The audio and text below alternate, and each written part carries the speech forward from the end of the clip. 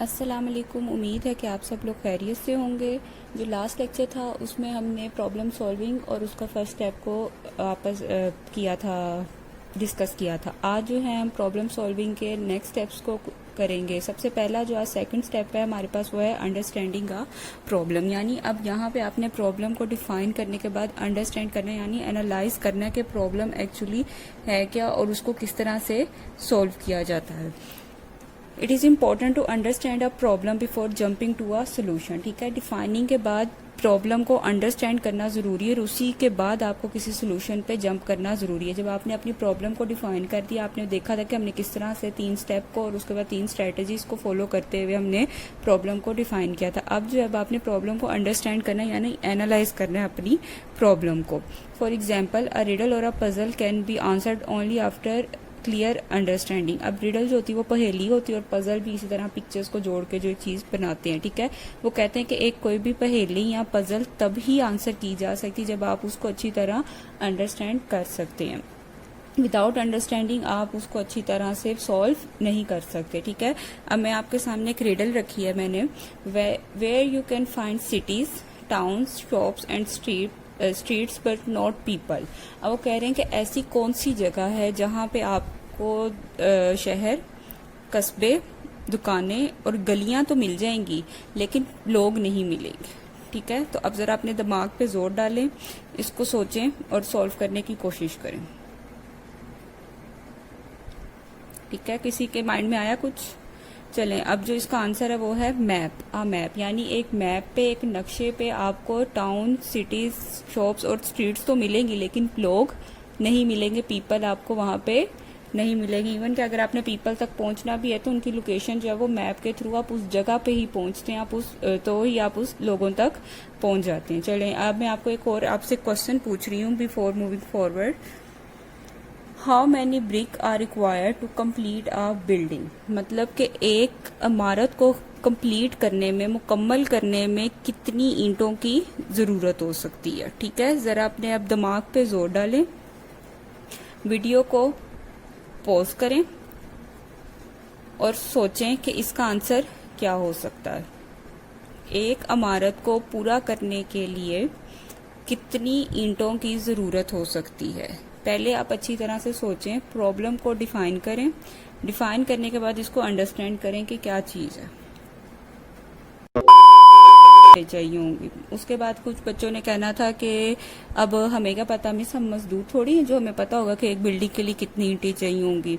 या कुछ बच्चे कहते हैं कि मिस ये तो अब डिपेंड करता है। ठीक है, तो प्रॉब्लम क्या थी आपके पास कि how many bricks are required to solve to complete a building. ठीक है, तो एक ईंट चाहिए होगी, इसका आंसर ये है। ठीक है, मैंने आपसे क्वेश्चन क्या पूछा था कि एक बिल्डिंग को बनाने के लिए, एक इमारत को बनाने के लिए कितनी ईंटें चाहिए होंगी, मुकम्मल करने के लिए कितनी ईंटें चाहिए होंगी। ना कि क्वेश्चन ये नहीं था कि बनाने के लिए कितनी ईंटें चाहिए होंगी, मेरा क्वेश्चन था कंप्लीट यानी मुकम्मल करने के लिए कितनी ईंटें चाहिए होंगी। तो एक ईंट चाहिए होगी, हम एक ईंट लगाएंगे तो हमारी इमारत क्या हो जाएगी, कंप्लीट हो जाएगी। ठीक है, तो आपका प्रॉब्लम को अंडरस्टैंड करना बहुत ज्यादा जरूरी है, उसके बाद ही आप उसके कोई सोल्यूशन पे पहुंच सकते हैं। जब तक आप प्रॉब्लम को अच्छी तरह अंडरस्टैंड नहीं करेंगे, एनालाइज नहीं करेंगे, तब तक आप एक अच्छे सोल्यूशन की तरफ नहीं पहुंच सकते।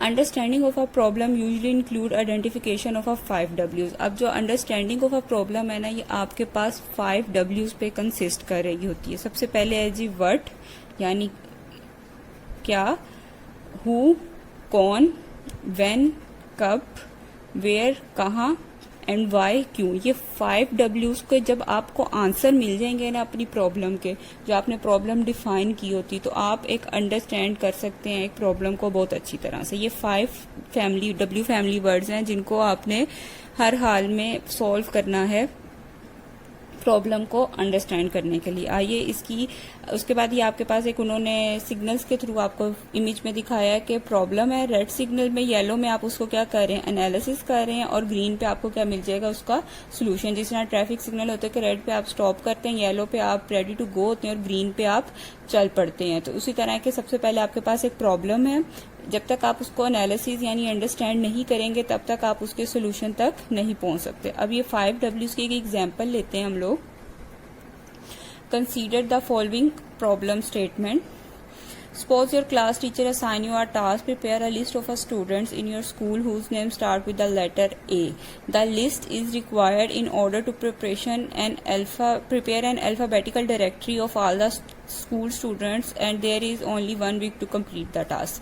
अब जी उन्होंने आपको कहा है कि आपके पास आपकी टीचर ने आपको एक टास्क दिया है.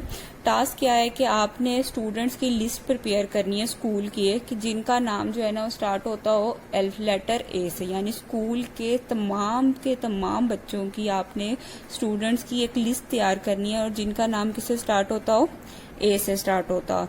आपने लिस्ट जो है ना अल्फाबेटिकली ऑर्डर में लेकर आनी है, यानी ए से स्टार्ट होने वाले हर वर्ड जो है ना वो आपकी डायरेक्टरी में होने चाहिए और ये इस काम को कंप्लीट करने के लिए ना आपके पास सिर्फ 1 वीक है.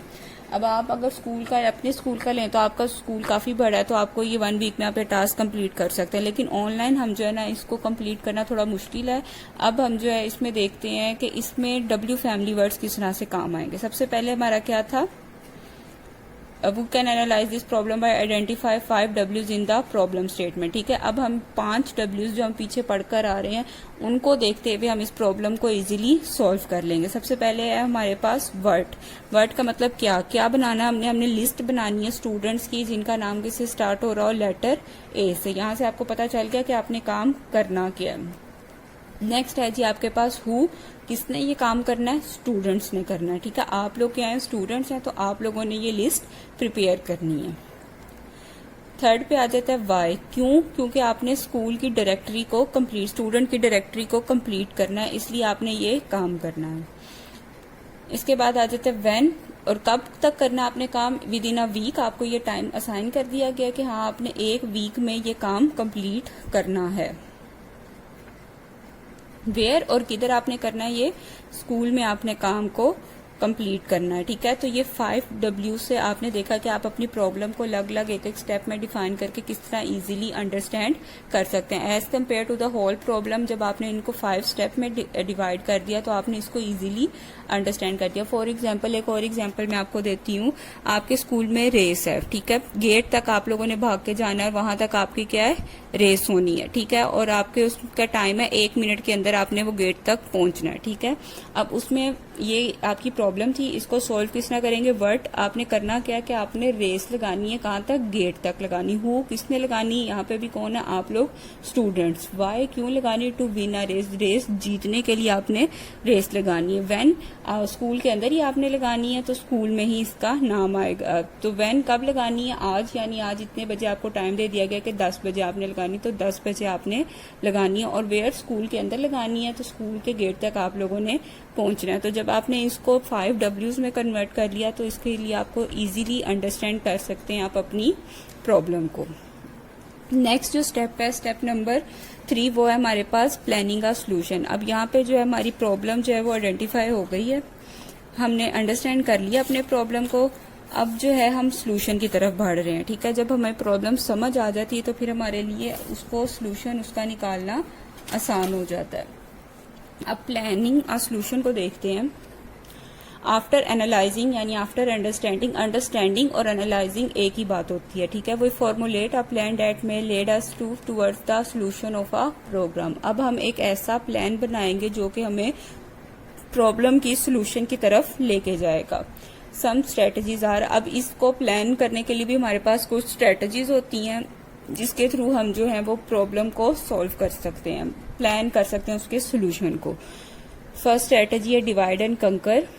सेकंड है guess, check and improve. Third है act it out. And fourth है हमारे पास प्रोटोटाइप. अब हम ये सारी स्ट्रेटजी डिटेल में पढ़ते हैं. सबसे पहली स्ट्रेटजी है हमारे पास डिवाइड एंड कंकर. डिवाइड एंड कंकर का क्या मतलब है कि एक अगर आपके पास प्रॉब्लम है और वो बहुत बड़ी प्रॉब्लम है तो आप क्या करेंगे कि उन सारी प्रॉब्लम को छोटे छोटे पार्ट्स में डिवाइड कर देंगे और उसके बाद जो है उसको सॉल्व करेंगे. अब फॉर एग्जांपल एक मजदूर है, उसने एक दीवार खड़ी करनी है. अगर वो केला लगा रहेगा तो वो तो 2 या 4 दिन लग जाएंगे, 2 से 4 दिन उसको लग जाएंगे वो दीवार खड़ी करने में. लेकिन अगर 2 या 2 से ज्यादा मजदूर आ जाएंगे तो वो काम 1 दिन में ही खत्म करके चले जाएंगे. तो इससे क्या क्या एक बहुत बड़ी प्रॉब्लम को उन्होंने क्या कर दिया, छोटे छोटे पार्ट्स में डिवाइड कर दिया। या आप देखें जब भी एक सॉफ्टवेयर डिजाइन करते हैं, सॉफ्टवेयर डिजाइनर जो होते हैं वो कभी भी एक बंदा डिजाइन नहीं करता, उसका डिजाइनर जो होता है वो अलग होता है, यानी उसका जो डिजाइन करता है उसको वो अलग होता है, उसकी कोडिंग के लिए अलग बंदे होते हैं, फिर उसको टेस्ट करने के लिए अगर उसमें कोई एरर आ जाए उसके लिए अलग बंदे होते हैं, फिर उसके बाद इसको इम्प्लीमेंट यानी एग्जीक्यूट करने वाले अलग बंदे होते हैं, और यूज करने वाले यूजर्स अलग अलग किस्म के होते हैं। तो क्या था, एक बहुत बड़ा सॉफ्टवेयर था, उनको हर छोटे छोटे पार्ट में डिवाइड कर दिया गया, जिसके थ्रू क्या हो गया कि प्रॉब्लम को सॉल्व करना ज्यादा इजीली होगा। तो यही इसमें भी हम करते हैं कि कोई कम्प्लेक्स प्रॉब्लम, अगर कोई बहुत बड़ी प्रॉब्लम हमारे पास है तो हम उनको छोटे छोटे पार्ट्स में यानी छोटी छोटी प्रॉब्लम्स में डिवाइड कर देते हैं। नेक्स्ट हमारे पास गेस, चेक एंड इम्प्रूव। अब गेस यहाँ पे आप जिस तरह आपने स्ट्रेटेजी में किया था, स्टेप 1 की स्ट्रेटेजी में किया था, यहाँ पे आप गेस करते हैं कोई भी सोल्यूशन को, फिर आप चेक करते हैं कि क्या वो सोल्यूशन आपकी प्रॉब्लम के साथ मैच कर रहा है, जा रहा है। अगर नहीं जा रहा तो फिर आप क्या करते हैं, दोबारा से उसको इम्प्रूव करते हैं। The designer guess the solution to a problem and then check the correctness of the solution. ठीक है, अब यहाँ पे डिजाइनर गेस कर रहा है, जब उसने डिवाइड कर लिया छोटे छोटे पार्ट, अब वो टीम को देख रहा है कि यहाँ पे मैं क्या क्या करूंगा तो ऐसे ऐसे काम हो जाएगा। फिर वो चेक करता है कि क्या ये सोल्यूशन करेक्ट है मेरे लिए। अगर तो सोल्यूशन करेक्ट नहीं है या आपकी एक्सपेक्टेशन नहीं उतर है, the solution is not according to expectation, then designer refines the solution. Refines का मतलब होता है उसको दोबारा से ठीक करना है, तो दोबारा से वो क्या करता है, उस सोल्यूशन को रिफाइन करता है, और ये एक आइटरेटिव यानी बार बार दोहराए जाने वाला प्रोसेस है रिफाइनमेंट। फॉर एग्जाम्पल, आपके पास कोई मैथ्स का क्वेश्चन है, आपने उसको सोल्व करना है, तो आप क्या देखते हो, पहले देखते हो इस पे ये फॉर्मूला जाएगा कि नहीं जाएगा, ये फॉर्मूला लगेगा, ये सोल्व हो जाएगा कि नहीं होगा। आप डिफरेंट फॉर्मूलाज को देखते हो उसको सोल्व करने के लिए।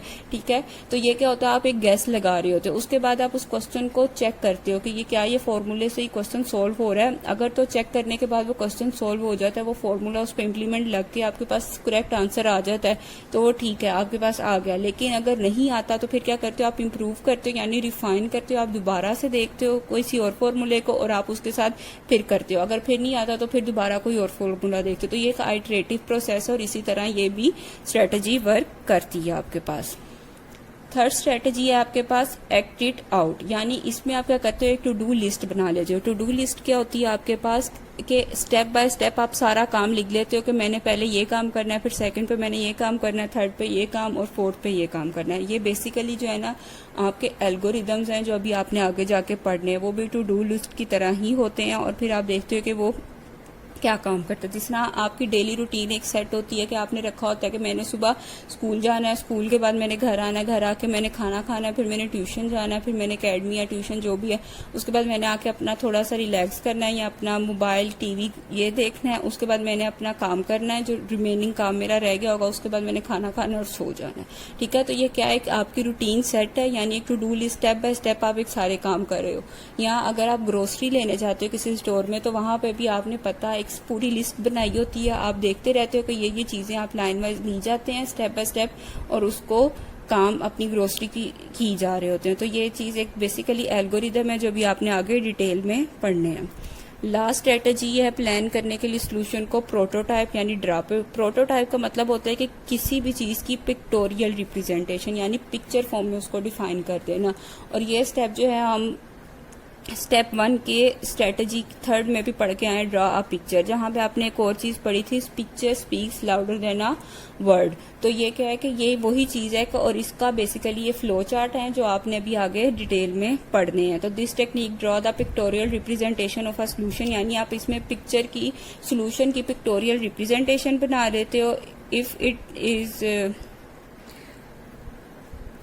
अच्छा जी, it is not the final solution. वो कहते हैं कि ये फाइनल सोल्यूशन तो नहीं है, लेकिन ये डिजाइनर को हेल्प कर देता है सोल्यूशन के डिफरेंट कंपोनेंट्स को अंडरस्टैंड करने के लिए। ठीक है, तो पिक्टोरियल जो फ्लो चार्ट है जो अभी आपने डिटेल में पढ़ना है, और आप अपने सोल्यूशन की पिक्चर फॉर्म जब बना लेते हो तो वो डिजाइनर इसको इजीली अंडरस्टैंड कर सकता है कि उसने काम कैसे करना है या कौन कौन से कंपोनेंट्स हैं उसके सोल्यूशन के, यानी कौन कौन से पार्ट्स हैं।